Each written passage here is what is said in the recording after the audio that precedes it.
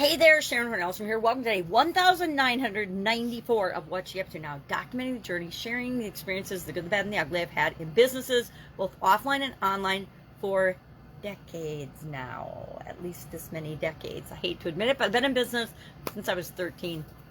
I got my first job, as well as have my own little business on the side. And discovered at a very young age, I think 13 is pretty young, that having my own business and having a job gave me a lot of advantages in the world and in the workplace. And I talk about that here in this segment as well as other things. Prior to coming online in 2017, I decided, following my divorce, I wanted to do something different. Always been curious about the internet, but never really done squat on here. So I decided that instead of retiring, which I was old enough to retire back then, I decided I was going to hop on and figure out some of this online stuff, figure out the online world, what all the hype and what all the excitement was about, because there's a lot of excitement with the online world. There's lower barriers to entry to a lot of businesses and things.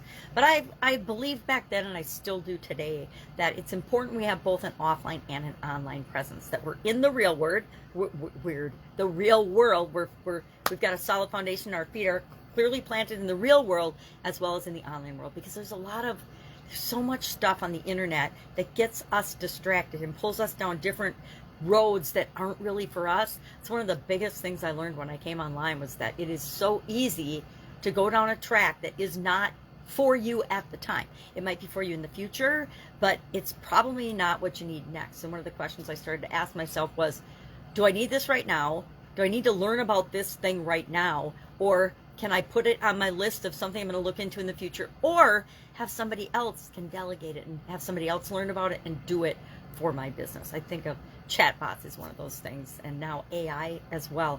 Do I actually need to do that, learn that, and incorporate that myself, or can I have someone else do that for me? And we need to always be asking ourselves, is this the next thing I need? And if it's not, it's a distraction, and it won't get us to our goals as quickly and easily as we want it to. So this year's annual challenge, the Get Your Goals annual challenge, our topic today is trust and mutual respect, and the impact that has on our relationship goals. So we talked about building trust. How do we build trust? I shared 3 ways to do that. We talked about nurturing mutual respect in our relationship, and I talked about 3 ways to do that, as well as creating the relationships that we want. Because what's the point if we're just falling into relationships and we're not actually actively participating and making sure we're having the relationships that are right for us in our life?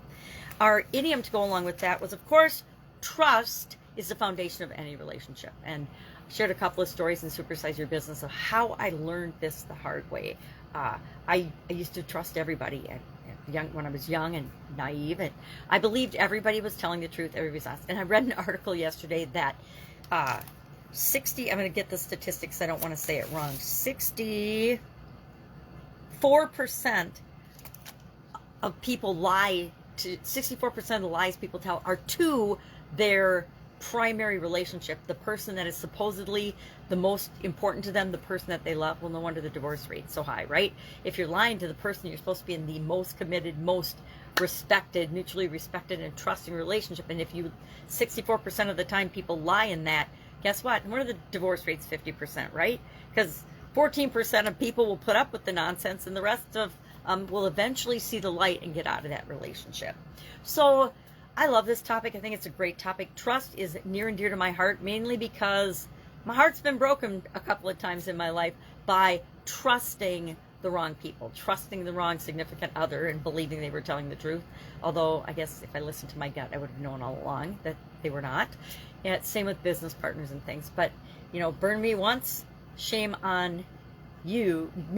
Burn me once, shame on you. Burn me twice, shame on me for not learning and moving on and doing something different. So I'm a lot more thorough in my relationships and trusting up front instead of just always giving people, I give people the benefit of the doubt when there's doubt, but I also do a lot of research and look into information and make sure I know what I'm getting into when it comes to trust and relationships, both personal and business ones, right?